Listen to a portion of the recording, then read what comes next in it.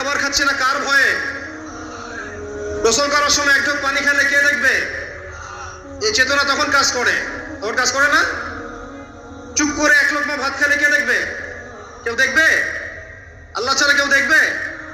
কেউ দেখবে না। তারপর আপনি খান না কেন? আপনি খান না কেন? কারণ আপনি অনুভব করেন যে আল্লাহ পাক আমাকে দেখছেন। এটাই হলো ইহসান। এটার নাম কি? ইহসান। এটাই বলা হচ্ছে হাদিসে জিবরিলের মধ্যে, আনতা আবুদুল্লাহ কাআন্নাকা তারাহ, তুমি এমন ভাবে আল্লাহর ইবাদত করো যেন তুমি আল্লাহকে দেখতে পাচ্ছ।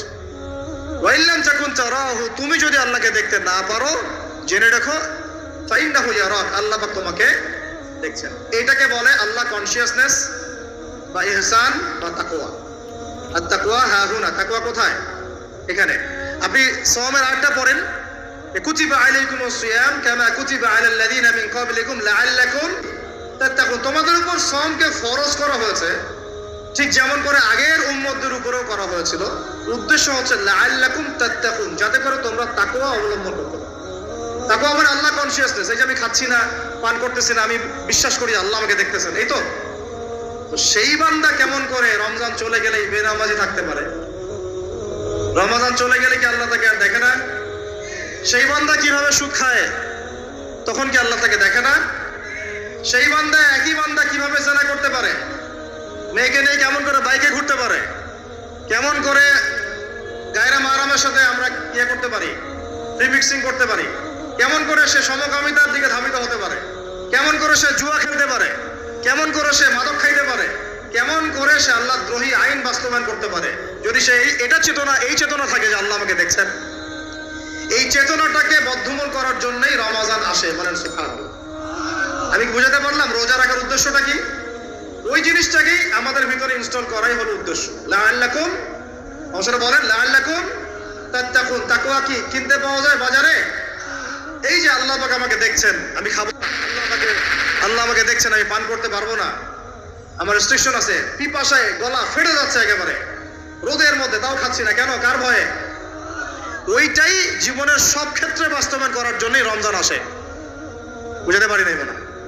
ওই চেতনাটাই, একই চেতনাটাই জীবনের সবগুলো কাজে বাস্তবায়ন করার জন্য কি আসে? রমাদানের সাওম আসে। আমরা শুধু রোজার ফজিলত নিয়ে বয়ান করি, রোজা রাখলে 70 গুণ নেকি হবে না, 70 গুণ হবে, 700 গুণ বাড়াই দিবে। মূল কথা ফজিলত তো ফজিলত পাবোই, মূল কথা এইটা, তাকেও অবলম্বন করতে হবে। আল্লাহ পাক আমাদেরকে তৌফিক দান করেন। কয়টা বলছি বলেন ভাই? দুইটা মনে থাকবে। এক, দুনিয়াবি কাজ কমায় ফেলা। দুই, কি রোজা রাখার মতো রাখা। তিন নাম্বার হচ্ছে, এটা আমার নিজস্ব একটা পরামর্শ আর কি। 3 নাম্বার হচ্ছে রোজা রাখার জন্য আমাদের সাহারি করতে হয়, ইফতার করতে হয়, এই তো। আল্লাহর ওয়াস্তে সাহারি এবং ইফতারে মুসলমানের মতো খাবার খাবেন, জানোয়ারের মতো খাবার খাবেন না। সাহারি এবং ইফতার এই দুটোতে কি খাবেন? মুসলমানের, মুমিনের মতো খাবার খাবেন, জানোয়ারের মতো খাবার খাবেন না। আল্লাহ পাক বোঝার তৌফিক দান করেন। মানে আমরা কিন্তু সাহারিতে কি করি জানেন? 7 পেট খাই। কয় পেট? নবীজি বলেছেন খাবে পেটের 1 ভাগ খাবার, 1 ভাগ পানি, 1 ভাগ, আবার বলি 1 ভাগ খাবার, 1 ভাগ পানি, 1 ভাগ। কার পেট খালি আছে এখন খাওয়ার সময় খাওয়ার টেবিলে? আমাদের ওস্তাদরা বলেন যে মুসলিম উম্মাহ, আমাদের ওস্তাদরা বলেন যে মুসলিম উম্মাহ খাবার টেবিলে হেরে গেছে, সে কখনো জিহাদের মাঠে জিততে পারবে না। বুঝতে পারেন নাই? বুঝতে পারলাম না মনে হয়। যারা খাবারের টেবিলেই হেরে গেছি, এখানেই তো আপনি সুন্নাহ মাফিক খাইতে পারতেছেন না, প্রবৃত্তির কাছে হেরে গেলেন, গপ গপ গপ গপ করে খাচ্ছি 7 পেট ভর্তি করে। এখানে তো খাবারের সামনেই হেরে গেলাম, প্রবৃত্তির সামনে। সে আবার কাফেরদের সাথে জিতবে কেমনে? জিতবে আগে নিজের প্রবৃত্তির উপর জিহাদে তো জিততে হবে। আমার মন চাচ্ছে জেনা করি, করবো না, এটার নাম জিহাদ, এটাও জিহাদ। মন চাচ্ছে সুদ খাই, একটু খাবো না, এটার নাম কি? জিহাদ। মন চাচ্ছে নামাজ না পড়ি, ঘুমায় থাকি, মন চাচ্ছে না, মন বলতেছে ঘুমাই ঘুমাই ঘুমাই, কিন্তু নামাজ পড়তে হবে।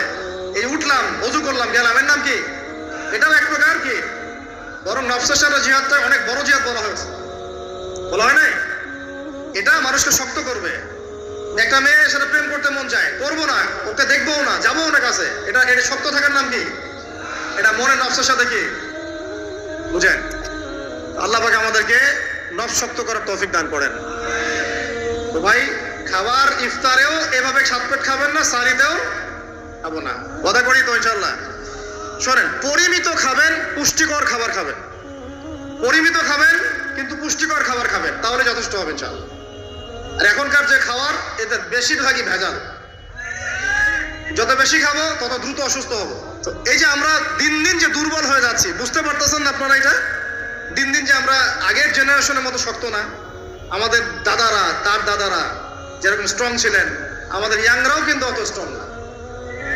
একটা ইয়াং ছেলেকে আপনি এখন 50 বছরের একজন মুরব্বীর সাথে পাঞ্জা লাগায় দেন, পারবে না, ওই চাচাই জিতবে। এটার কারণ হচ্ছে ভেজাল খাবার, ভেজাল পরিবেশ, ভেজাল সবকিছু। আমরা যা খাচ্ছি বেশিরভাগই বিষ। আর আল্লাহর কসম, এগুলো মনিটর করার দায়িত্ব সরকারের, এগুলো মনিটর করার দায়িত্ব প্রশাসনের। এদেরকে মোবাইল কোর্টের আওতায় নিয়ে এসে একদম 1 বছরের জন্য ঢুকাইতো ভিতরে। আইনের সঠিক প্রয়োগ হলে এমনি সিধা হয়ে যাবে। বাঙালিদেরকে শুধু মিষ্টি মিষ্টি কথা বলে কাজ হবে না, মাঝে মাঝে কঠিন শাসন লাগে। বড় বড় কান্ট্রিগুলো আপনারা দেখে আসেন, মনে করেন রাস্তায় ড্রাইভিং এর সীমা দেয়া আছে 100 কিলো। ওরা যদি 110, 120 চালায়, কেউ কিচ্ছু বলবে না, কোনো ট্রাফিক পুলিশও নাই। মোবাইলে একটা মেসেজ চলে আসবে যে তোমার এই 1500 রিয়াল, 2000 রিয়াল জরিমানা করা হয়েছে। দিবানা ড্রাইভিং লাইসেন্স বাতিল। ওটা বাতিল তো হবেই, 6 মাসের জন্য জেল খাটবা। বাপ করে টাকা দিয়ে আসবে। টাকা না দিলেও আর ভয়ে চালাবে না। বাবারে বাবা, একবার 1500 রিয়াল খাইছি, আবার খাওয়া যাবে। আইন শুধু থাকলে হয় না, আইনের একদম কঠোর বাস্তবায়ন থাকতে হবে। এই জিনিসটা যদি থাকে, দেখবেন সমাজ ঠিক হয়ে গেছে ইনশাআল্লাহ।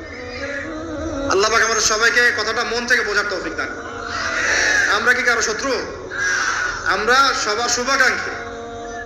যদি এই জিনিসটা শক্তভাবে বাস্তবায়ন করা যায়, দেখবেন খাবারের ভেজাল এমনি বন্ধ হয়ে গেছে। মানুষকে মেরে ফেলতেছে খাবার দিয়ে, 3 দিনের বাসি তেল দিয়ে রান্না করছে, বললো একদম টাটকা রান্না, খেয়ে ফেলে। এই যে কোলেস্টেরল বেড়ে গেল, ক্যান্সার হচ্ছে। গরু ইঞ্জেকশন দিয়ে ফুলায় খাবায় মোটা তাজা করে ফেলা করে নাই? কি অবস্থা মানুষের বুদ্ধি! চালের মধ্যে এটা মিশাচ্ছে, ডালের মধ্যে ওইটা মিশাচ্ছে, পানির মধ্যে কি মিশাই দিচ্ছে। ড্রেনের পানি বলতেছে মিনারেল ওয়াটার।